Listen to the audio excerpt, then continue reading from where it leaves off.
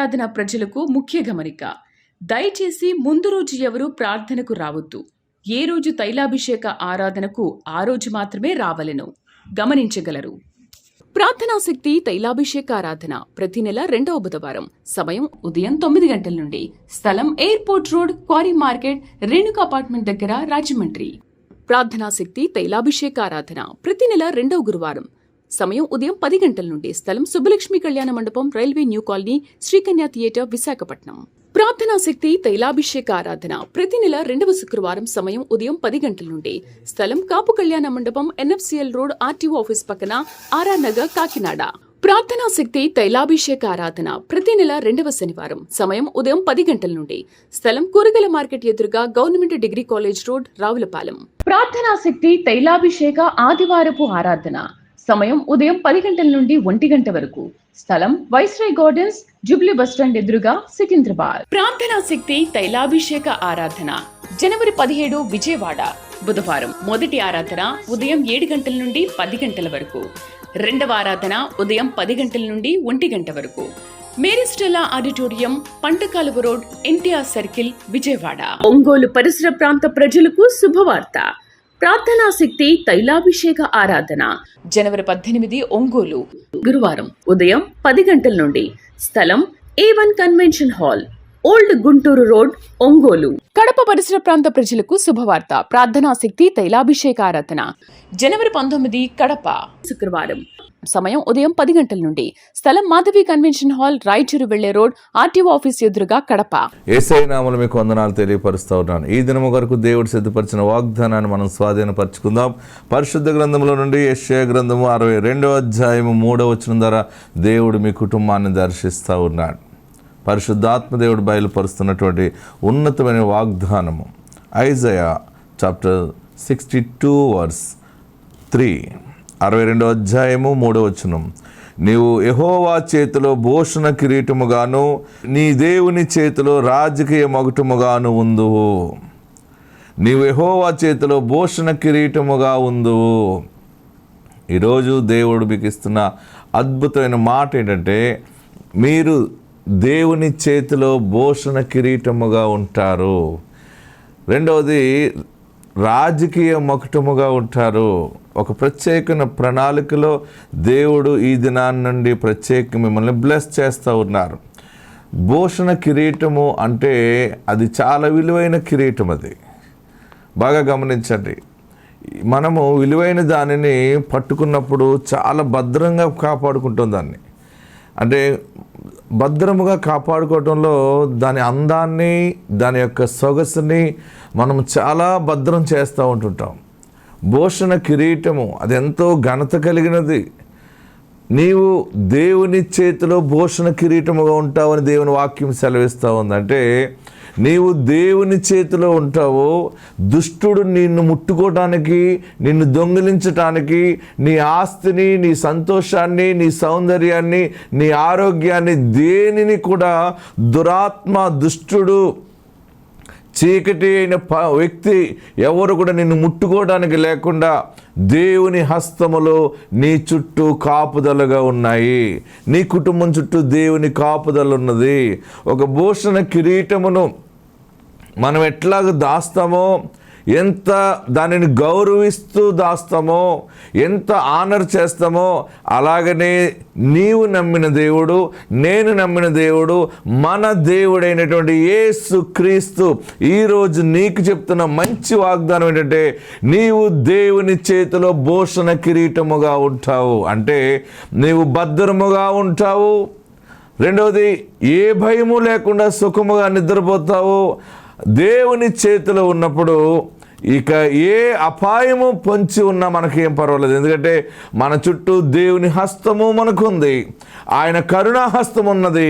ఆయన కరుణాహస్తం నీకు ఉన్నది కనుకనే ఎక్కడికి వెళ్ళినా, ఏమి చేసినా, ఎక్కడ ఇరుక్కుపోవు, ఎక్కడ కూడా ఏ కీడు నీకు తగలదు. మరలా ఆశీర్వాదకరంగా తిరిగి వస్తావు.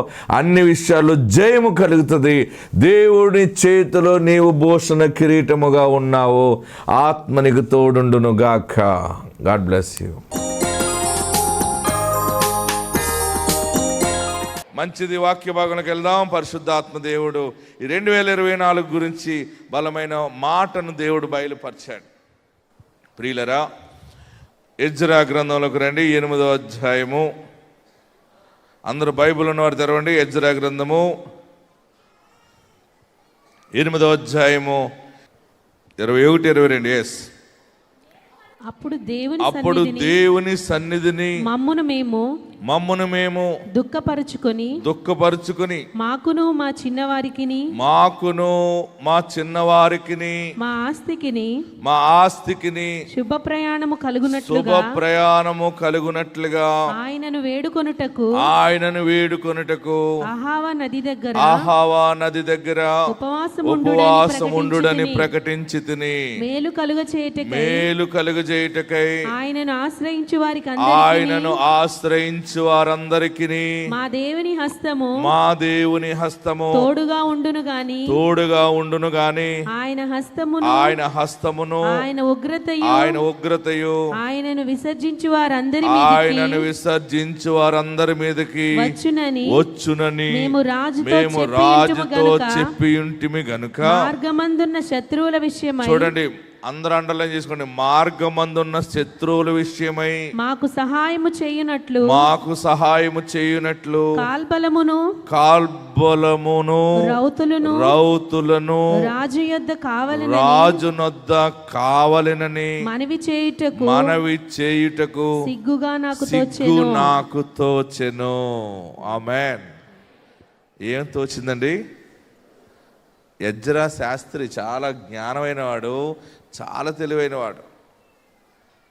ప్రియులరా, ఇక్కడ ఏం మాట్లాడుతున్నాడంటే ఈయన 21వ వచనంలో ఈరోజు మన వాక్యము, అప్పుడు దేవుని సన్నిధిని మమ్మల్ని మేము దుఃఖపరుచుకుని మాకును మా చిన్నవారికి, అండర్లైన్ చేసుకోండి అందరు చెప్పండి, మాకును మా చిన్నవారికి, మూడోది మా ఆస్తికిని శుభ ప్రయాణము కలుగునట్లుగా ఆయనను వేడుకొనుటకు అహావా నది దగ్గర ఉపవాసముండుడని ప్రకటించితిని. శుభ ప్రయాణము ఏంటి? శుభ ప్రయాణము. ఈ ఇశ్రాయేలీలు బబులోనులో చెరలో ఉన్నప్పుడు, ఎక్కడున్నప్పుడు? బబులోనులో చెరలో ఉన్నప్పుడు ఈ ఎజ్రా శాస్త్రి, ఎజ్రా అనేటువంటి మనుషుడు చాలా ధర్మశాస్త్ర పండితుడు. మోషే ధర్మశాస్త్రం పట్టుకునే మాట్లాడేవాడు. ఈ ఎజ్రా ప్రవర్తన అంతా కూడా అక్కడ ఉన్నటువంటి రాజుగారు చూశాడు. ఆ రాజుగారు చాలా రకాల పరిశీలన చేసి, చూడండి, దైవికమైనటువంటి ప్రవర్తన కలిగినటువంటి ఎజ్రాతో పాటు కొంతమంది మనుషులను రాజు గమనించి వారిని చెరలో ఉన్నవారుగా చూడటం మానేసి వారి పక్షముగా ఉన్న దేవుడు గొప్పవాడు అనేది గ్రహించుకున్నాడు రాజు. ఆమెన్, హల్లెలూయా. మనము ఏ శ్రమలలో ఉన్నా, ఏ బాధల్లో ఉన్నా, ఏ ఇబ్బందుల్లో ఉన్నా మనము మారు మనసుకు తగిన ఫలము ఫలించాలి. దాని ద్వారా మనల్ని బాధ పెట్టే వారికి కూడా మన సాక్ష్యము తెలుస్తుంది. నిన్ను విసర్జించిన వారు ఏదో ఒక రోజు నీవు నమ్మిన దేవుణ్ణి నమ్ముతారు. హల్లెలూయా. ఎజ్రా, అక్కడ రాజుగారు ఉన్నారు. అసలు చెరలో పెట్టుకున్న రాజు వీళ్ళందరి చేత బానిస పనులు జరిగిస్తున్నవాడు తిరిగి మరలా వారి ప్రదేశానికి పంపిస్తాడా? పంపించడు. ఎజ్రా వీళ్ళందరూ ప్రార్థన చేశారు. ఆ బబులోను నుండి ఆ రాజు దగ్గర నుంచి పర్మిషన్ కొరకు వారు భయపడుతూ అడిగారు. అప్పుడు రాజుగారు ఏమన్నాడంటే, చూడండి 7వ అధ్యాయము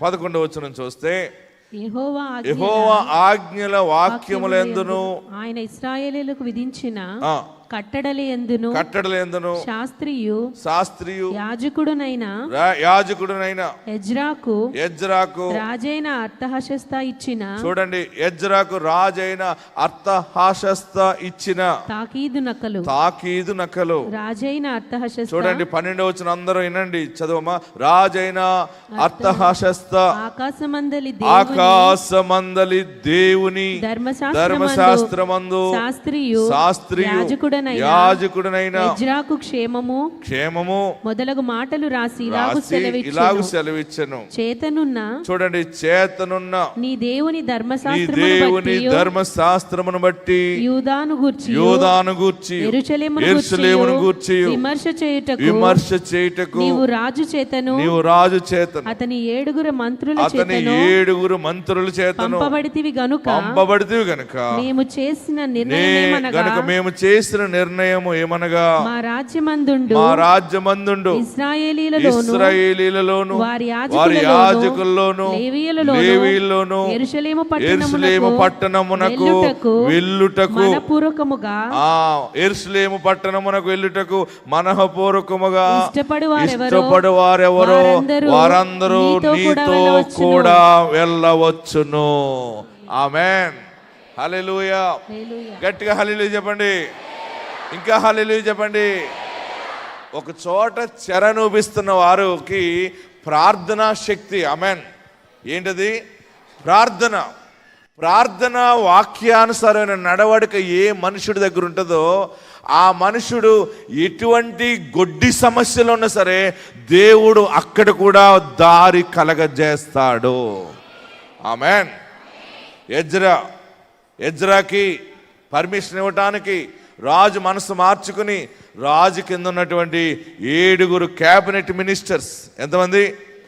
7 మంత్రులతోటి జీవో పాస్ చేసి, సరే వారిని విడిచిపెడదాం, వారు వెళ్తారు, ఎవరెవరు వెళ్ళాలంటే వాళ్ళు వెళ్తారని చెప్పి ఒక లెటర్ రాసి నకలు రాసి ఎజ్రాకి పంపించారు. ఆ నకలు చూసి ఎజ్రా ఎగిరి గొంతులేసాడు. ఎలాంటి పర్మిషన్ ఇచ్చాడంటే, నీతో ఉన్నటువంటి ప్రజలలో ఇశ్రాయేలీల వారిలో ఏ గోత్రపు వారైనా ఎవరైనా యెరూషలేముకి వెళ్ళాలి, నీతో రావాలని ఎవరైనా ప్రేరేపించబడితే వారందరినీ తీసుకుని వెళ్ళిపో. హల్లెలూయా, హల్లెలూయా, హల్లెలూయా. అసలు అంత పెద్ద మనసు ఎలాగొస్తుంది రాజుకి? వీరి యొక్క వాక్యానుసారమైన ప్రవర్తన రాజు మనసు మార్చింది. హల్లెలూయా, హల్లెలూయా. ఎక్కడైనా సరే మన ప్రవర్తనను బట్టే మనకు ఆ చుట్టుపక్కల పరిసర ప్రాంతాల్లో దీవెన కలుగుతుంది. ప్రియులరా, ఎజ్రాకి రాజుగారు మరి అంత ప్రేమించలేదు. అంత ప్రేమించి వెళ్ళండి అన్నాడు. వెళ్ళమన్నాడు, బాగానే ఉంది. ఎజ్రా అన్నాడు, లేవీయులరా ఎవరు వస్తారో నాతో రండి అన్నాడు. ఇశ్రాయేలీల గోత్రాలన్నిటిని పిలిచి మీరు ఎవరెవరు వస్తారో రండి వెళ్ళిపోదాం అన్నాడు. మేము వస్తాం. పుట్టింటికి వెళ్ళాలంటే ఎంత బాగుంటుంది, అందరం వచ్చేస్తా ఉంటాం. అక్కడ ఊరు గుడిసున్నా కానీ ఆ ఊరు అమ్మ అంటే ఎంతో ప్రేమ ఉంటుంది. అమ్మ లేకపోయినా అందరూ వెళ్ళిపోయినా ఆ ఊరంటే ప్రేమ ఉంటుంది కదా మనకి. అలాగే యెరూషలేముకి తిరిగి వెళ్ళటానికి అందరూ ఇష్టపడ్డారు. వారందరూ కలిసి ఎజ్రా దగ్గరికి వచ్చారు. అందరూ ఓకే, ప్రయాణం అయిపోయారు. మూటలు ముళ్ళు కట్టేసుకున్నారు. అయితే ఎజ్రా గారికి మొహమాటం వచ్చింది. ఏమొచ్చింది? కొంచెం మొహమాటం. ఏం మొహమాటం అంటే, వెళ్ళమన్నాడు మంచిదే, ఆ పోలీసులు అందరూ కూడా అక్కడ మనల్ని ఆ దేశము దాటి వెళ్ళిపోవడానికి వారందరూ తాకి చూపిస్తే పంపించేస్తారు. కానీ వీరు ప్రయాణమై వెళ్తే ఆ మార్గములలో భయంకరమైనటువంటి విష జంతువులు ఉంటాయి, శత్రువులు ఉంటారు, తీవ్రవాదులు ఉంటారు. వారందరం దాటుకుని వెళ్ళాలంటే రాజుగారిని మనము కొంచెం సెక్యూరిటీ అడుగుదాం అని ఎజ్రాకు వచ్చింది. ఏం కావాలని అడుగుదామని? సెక్యూరిటీ, కొంత బందోబస్తు కావాలని అడుగుదాం. బందోబస్తు ఉంటేనే మనము శుభముగా క్షేమముగా ప్రయాణము కొనసాగుతుంది అని అనుకుని ఎజ్రా ఆలోచన చేసి అడగాలనుకున్నాడు. ఎజ్రాకి సిగ్గేసిందంటే. ఏమేసింది? కొన్ని సమయాలు ఎవరన్నా ఏదైనా అడగాలంటే ఎంత ఒళ్ళు చచ్చిపోతుంది. కొన్ని సమయాల్లో ఒక బ్రతికి వారికి చూడండి, మనం మొహమాట పడుతుంటాం. ఎవరైనా ఏదైనా ఒక వస్తువు అడగాలంటే, నీ మెడలో తాడు లేదనుకో, ఏదైనా ప్రోగ్రాంకి వెళ్ళాలంటే ఇంకొకరు తాడు అడగాలంటే నీకు ఎలా ఉంటుంది? చెప్పరే. నీకు చెవులు లేవనుకో, ఇంకొకరు చెవులు అడగాలంటే వారేమో కొత్తగా తయారు చేయించుకున్నాం కొనుక్కున్నామని చూపించారనుకో ముందు 2 రోజుల ముందు, నీకు అవసరం వచ్చింది, అది ఒక్కసారి దాన్ని ఏమంటారు ఇక్కడ పెట్టుకుంటారు, నాకు తెలుసు మీరు ఏమంటారా అని అడుగుతారు. నెక్లెస్ అదే మా పిల్ల మెచ్యూర్ అయింది, ఒకసారి మీరు అది ఇస్తారా అని అడగటానికి, అయ్యో వారు మొన్నే కొనుక్కున్నారు ఇంకా పెట్టుకోలేదు, మనం అడగటానికి ఏమవుతుంది, కొంచెం సిగ్గేస్తుంది. వాళ్ళ ఇంటికి వెళ్తావు, మాట్లాడతావు, కానీ నీ నోటప్పుడు మాట రాదు. మళ్ళీ వచ్చేస్తావు, మళ్ళీ 1 గంట పోయాక ఇంటికి వచ్చాక లేదు అడగాలని మళ్ళీ వెళ్తావు, మళ్ళీ వెళ్ళిన తర్వాత అక్కడ పరిస్థితులు చూసి భయవేసి మళ్ళీ వచ్చేస్తావు, మళ్ళీ వెళ్తావు, 3వసారి డిసైడ్ అయిపోతావు. అది ఇది అని ఆడుబడి నోరే సరిగ్గా రాదు, మనకి కొంచెం సిగ్గేస్తుంది. ఎవరైనా ఏదైనా ఒక వస్తువు అడగాలన్నా, డబ్బులు అడగాలన్నా, మనకు 1000 రూపాయలు అవసరం అనుకో, 1000 రూపాయలు ఉన్నాయని అడగలేక 10,000 ఉన్నాయని అడుగుతాం కొన్ని సమయాల్లో. అంటే ఎక్కడికక్కడే మన బ్రతుకుని దాచుకోవాలి, అవమానం అయిపోకూడదు. మరి 1000 రూపాయలు అడిగితే 1000 రూపాయలు కూడా లేవా అంటారేమో, 500 ఉన్నాయంటే 500 కూడా లేకుండా బతుకుతున్నావా అని విలువ పోతుందేమో అని, ఒక 10,000 ఉన్నాయా రేపు పొద్దుట ఇస్తానని చెప్పి మళ్ళీ 500 అందులో పెట్టి రేపిచ్చి ఎన్ని బాధలు పడుతున్నాం మనం. కొన్ని సమయాల్లో మొహమాటం ఉంటుంది, సిగ్గేస్తుంది. ఇక్కడ ఎజ్రా ఏమన్నాడంటే, రాజునద్ద కావాలనని మనవి చేయుటకు సిగ్గు నాకు తోచెను. ప్రియులరా, 2023 మొహమాటాలతోటి సిగ్గుతోటి బతికేవేమో, 2024 దేవుడే అడిగే ప్రసక్తి లేకుండా నిన్ను దీవెనలతో నింపుతున్నాడు. హల్లెలూయా, హల్లెలూయా. రాజుగారి దగ్గరికి వెళ్ళి మళ్ళీ పర్మిషన్ అడగటానికి నాకు సిగ్గేస్తుంది అని ఆలోచన చేసి వాళ్ళందరిని అన్నాడు, మీరందరూ ప్రార్థనలో ఉండండి, మీరు ప్రార్థన చేయండి, నేను ప్రార్థిస్తాను, ఉపవాసం ఉందాం, ప్రార్థన చేద్దాం అని చెప్పి ప్రార్థనలో ఉన్నందుకు ఎజ్రాకి దేవుడు శుభ ప్రయాణము కలగజేశాడు. శుభ ప్రయాణం అనే అంశంలో మొట్టమొదటి పాయింట్ ఏంటంటే క్షేమముగా గమ్యమునకు చేరుట. రాసుకోండి, శుభ ప్రయాణం అంటే ఏంటి? అందరూ చెప్పాలి గట్టిగా. క్షేమముగా గమ్యమునకు చేరుట అంటే ప్రయాణములో అప్పులు, బాధలు, అనారోగ్యాలు, విపత్తులు, అనేక రకాల శోధనలు, ఈ 12 మాసాల జర్నీలో శోధనలు ఎన్నో వస్తాయేమో, ఇదంతటిని ప్రార్థనా శక్తితోటి నువ్వు అన్నిటినీ జయించుకుంటూ మరలా డిసెంబర్ నెలలోకి చేరతావు. దేవుడిచ్చిన మాటల ప్రకారము ఆయన కాపుదల నీకు ఉంటుంది. ఇది నీకు శుభ ప్రయాణము. హల్లెలూయా. మన జీవిత ప్రయాణములో ఎన్నో ఇబ్బందులు ఉంటాయి, ఎన్నో శోధనలు ఉంటాయి, ఎంతో నటన చేసి బ్రతకవలసి వస్తుంది కొన్ని సమయాల్లో. లేకపోతే మాకున్నటువంటి అప్పులు ఉన్నాయని ఎవరికి తెలియకూడదు. రకరకాలుగా ఒకరోజు కాదు, 2 రోజులు కాదు, ప్రతిరోజు, ప్రతి నెల ఇలాంటి సమస్యలతోటి నీ జీవిత ప్రయాణము కొనసాగింది కదా. ఈ సంవత్సరము దేవుడు శుభ ప్రయాణాన్ని కలగజేస్తున్నాడు. హల్లెలూయా, హల్లెలూయా. మన ఈ జీవిత ప్రయాణము ఇంత శుభప్రదమైన ప్రయాణం ఎప్పుడు చూడలేదేమో. ఈ సంవత్సరం నేను మీతో ఉంటాను, దేవుడు మీతో ఉంటాడు. ప్రతి నెల శుభప్రదమైన ప్రయాణముగా మీ కుటుంబము కొనసాగుతుంది.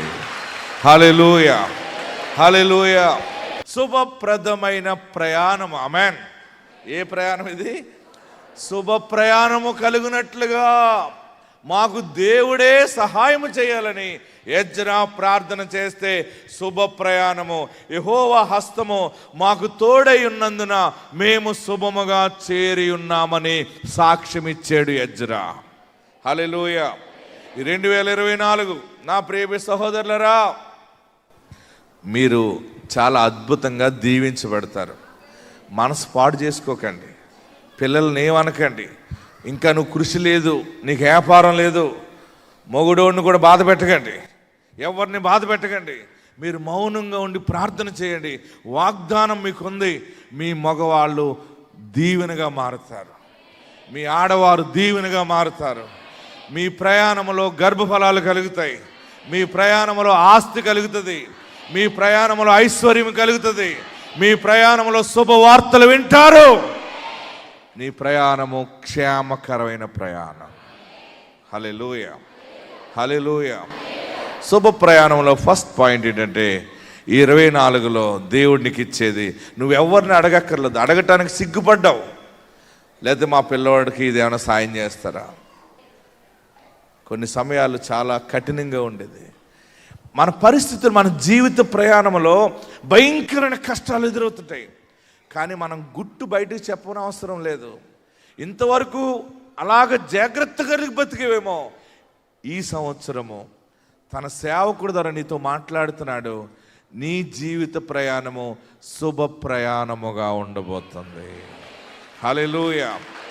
బహుశా నీకు అప్పు అడగటం సిగ్గేస్తుందేమో, వడ్డీకి డబ్బులు అడగటం సిగ్గుపడ్డావు, వస్త్రాలు అడగటానికి సిగ్గుపడ్డావు, తినడానికి తిండికి కోసం అడగటానికి సిగ్గుపడ్డావు. ఇక నువ్వు సిగ్గుపడనక్కర్లేని పని మనిషిగా కాక గొప్ప దీవెనకరమైనటువంటి ఆశీర్వాదకరమైనటువంటి కృప ద్వారా నీ ప్రయాణము కొనసాగుతుంది. శుభ ప్రయాణంలో మొట్టమొదటి లక్షణము క్షేమకరమైన ప్రయాణము. రెండవది వాగ్దాన నెరవేర్పుతో కూడిన ప్రయాణము. ఆమేన్. మన శుభ ప్రయాణం ఎప్పుడవుతుందంటే మనం వెళ్తున్నప్పుడు అనుకున్న పని జరిగితే శుభం. అందుకని మనం ఏం చేస్తామంటే అన్ని శుభం జరిగిపోవాలని మంచి ఎదురు తీసుకుంటాం. ఎదురు ఎవరు వచ్చారో, పిల్లి ఎదురు వచ్చిందనుకో ఏం చేస్తావు? పిల్లి ఎదురు వచ్చిందంటే వెంటనే లోపలికి వెళ్ళిపోతావు. చాలామంది రాక వచ్చారు. భర్తను కోల్పోయిన వాళ్ళు వస్తే వెనక్కి వెళ్ళిపోతావు. ఎందుకంటే మంచి జరగాలని. పోనీ భర్తన్న మనిషి వచ్చినా నీకు మంచి జరుగుతుందా? పిల్లి కాకుండా పులి వస్తే వెళ్తావా? పోనీ చంపేస్తుంది అది. ఎదుర్ల వల్ల, శకునాల వల్ల, ముహూర్తాలు పెట్టుకోవటం వల్ల శుభం కలగదు. దేవుడే నీకు శుభ ప్రయాణము కలగజేశాడు. అన్ని విషయాల్లో వాగ్దాన నెరవేర్పుతో వెళ్తావు. మొట్టమొదటిగా క్షేమకరమైన ప్రయాణము. రెండవది వాగ్దాన నెరవేర్పుతో కూడిన ప్రయాణము. మూడవది గమ్యమునకు చేరుతావు. ఆమేన్. లాస్ట్ అండ్ ఫైనల్ ఏంటి? గమ్యానికి. ఏది అనుకున్నావో అది చేసి తీరుతావు. ఏది వినాలనుకున్నావో అది వింటావు, అది చేస్తావు, విజయము సాధిస్తావు. ఈ ప్రయాణం కుడివైపుకు చూడకు, ఎడమవైపు చూడకు. నీ ముందున్న దేవుడిచ్చిన ఆశీర్వాద వాగ్దానం వైపు చూడు. వెనకాల నేనున్నాను, ప్రార్థిస్తున్నాను. ఆమేన్. మీ జీవిత ప్రయాణములో నీ ఆరోగ్యముగా నడుస్తావు. శుభ ప్రయాణము. అందరు తలలు వంచండి, ప్రార్థన చేసుకో. పరలోకము నుండి దేవుడు దీవెనలు కుమ్మరించాడు. అందరు ఎక్కడున్నవారు అక్కడ లేచి నిలబడి, ఎక్కడున్నవారు అక్కడ రెండు చేతులు పైకెత్తి నీ ప్రయాణాన్ని దేవుడు శుభ ప్రయాణముగా మారుస్తున్నాడు. ప్రభువా, ఈ 2024లో శుభకార్యము చూడాలి. ఈ 2024లో శుభకార్యము చేయాలి. 2024లో శుభప్రదమైన సాక్ష్యము చెప్పాలి. నా జీవితాన్ని నడిపించు బాబని అందరూ ప్రార్థన చేయండి. శుభ ప్రయాణము దేవుడు నీకు ఇచ్చాడు. ప్రభువా, నా పాపాలు క్షమించు. నా పాపం వల్ల నేను శుభం వినలేకపోయినేమో, నా దుర్మార్గపు ఆలోచన ద్వారా నేను అశుభానైనాను కానీ శుభప్రదమైన మాట వినలేదు, శుభప్రదమైన ఆశీర్వాదకరమైనటువంటి దీవెన చూడలేదు. నా పాపాలు క్షమించు. నోటి ద్వారా చేసిన పాపాలు, చూపు ద్వారా చేసిన పాపాలు, ఎల్లరాని స్థలాలకు వెళ్ళిన పాపాలు అన్ని నన్ను క్షమించు. నా ప్రయాణాన్ని శుభము చేయి. అందరు చేతులు దించండి, నమస్కరించండి, తలలు పైకెత్తండి. ఏడుస్తున్నావా? ఏంటో సంవత్సరం అలాగే అయిపోయింది, ఈ సంవత్సరం ఎలాగుంటుందో అని అనుకున్నావా? ఈ సంవత్సరము నువ్వు దైవభక్తిని కాపాడుకోగలిగితే, దేవునితో జతపరచబడితే, దేవునితో సహవాసం బలంగా పెట్టుకుంటే, పరిశుద్ధత కలిగి ఉంటానని అనుకుంటే నీ ప్రయాణము 100% శుభముగా మారబోతా ఉంది. ఏ రోగము నిన్ను ముట్టుకోలేదు, ఏ శత్రువు నిన్ను టచ్ చేయలేడు, ఏ దొంగతనం చేసేవాడైనా నిన్ను దొంగిలించలేడు. కరుణ హస్తము నీకు తోడున్నది. పరిశుద్ధాత్ముడే నీ ఇంట్లో శుభము కలగ చేస్తున్నాడు. గొప్ప వివాహము చేయబోతున్నావు. బలమైన ఆస్తిని కొనబోతున్నావు. బలమైన వారితో సహవాసము చేయబోతున్నావు. రాజవీధిలో నడుస్తావు. రాజకోటలో ఉంటావు. మంచి ఉద్యోగంలో స్థిరపడతావు. వ్యాపారంలో స్థిరపడతావు. శుభప్రదమైన ప్రయాణము, శుభప్రదమైన ప్రయాణము నీకు దేవుడు అనుగ్రహిస్తా ఉన్నాడు. యేసు నామములో అడుగుచున్నాము తండ్రి, ఆమేన్.